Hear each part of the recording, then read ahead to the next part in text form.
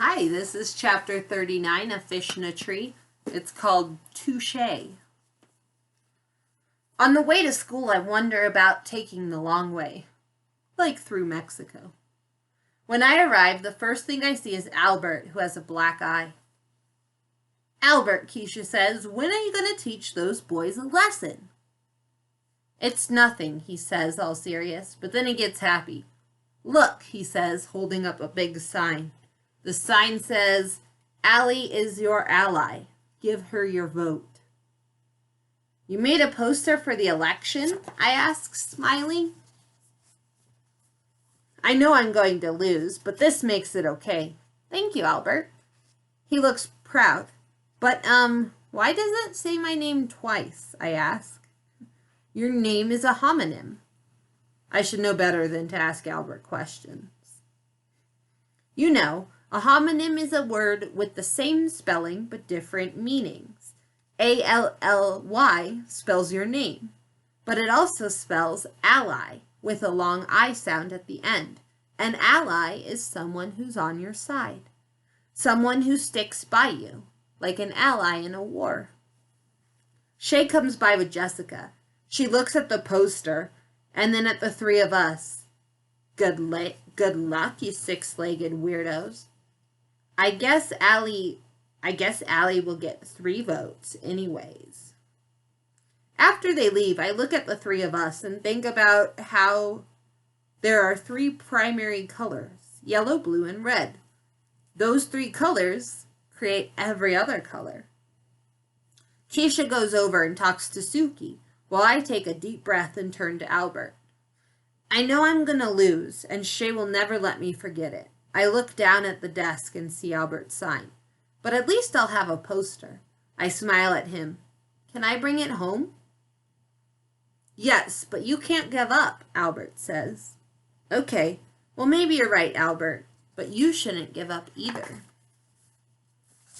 I am not nominated for class president, he says. I point at his black eye. But you got beat up again, didn't you? He shifts his weight and looks away. It's hardly the same, he says, and I feel sad that he doesn't see that it isn't too different. Keisha returns. Are you ready for today? No, I shake my head. Ready for public humiliation? How do I get into these things? I ask. She leans over and whispers, You'll do a good job.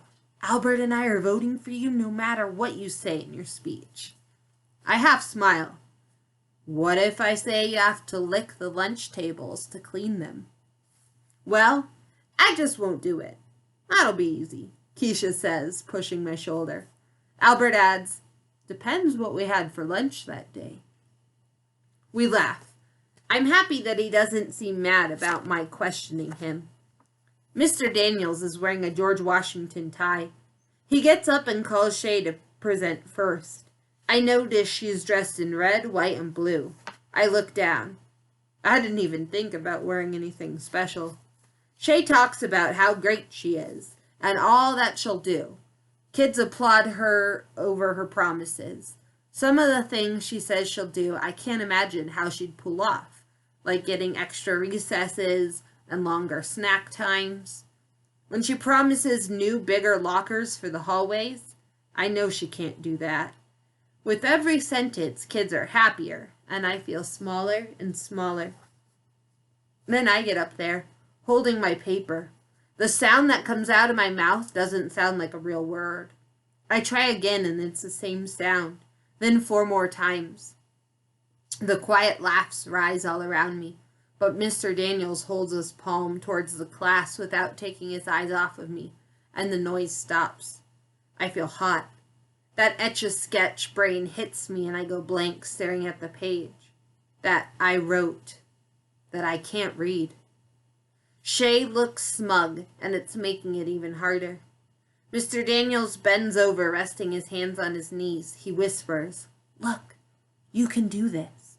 And you can hit it out of the park too. I shake my head a little. I believe in you, Allie. Now, forget what you wrote. Put the paper down, take a deep breath. Close your eyes if it makes you nervous to see everyone. and just be honest. Be you. He slides the paper out of my hands, and I stand there silent for too long. I do close my eyes, wishing it would block their view of me as well. Mr. Daniels' voice is gentle, almost a whisper. I want to be president of the class because I think it would be fun. I think I would like it. I say, my eyes still closed. Good, keep going, he says. I promise to be honest. I promise to work hard. I promise to listen to everyone who has ideas, not just my friends, because I would be in charge of the whole class. Well, not in charge exactly, but I want everyone to have a chance to give their ideas. I'll go to meetings, and I'll try to get extra things like recesses, but I can't promise I can do something like that. I open my eyes and I look at Mr. Daniels. Can I do that? Actually, no. You don't want me fired, do you? I shake my head, feeling kind of dazed. Do you have anything else to say? I don't think so. Okay then. He motions towards my seat. I sit down, stunned that it's over. Now for the vote, he says. He begins to pass out little pieces of paper. Wait, Shay says. All the other teachers just have everyone raise their hands for who they're voting for. Well, I thought it should be more like a real election, says Mr. Daniels, a secret ballot. Everyone will write down the name of their choice for class president on the paper and fold it up. I will walk around to collect them. That's not fair, Shay says. Well, he shrugs. If it's good enough for the U.S. government, it's good enough for our class.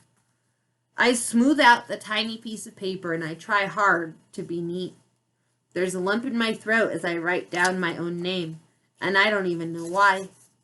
Maybe because I'm not writing it down on a sign-in sheet for detention or signing an apology for something.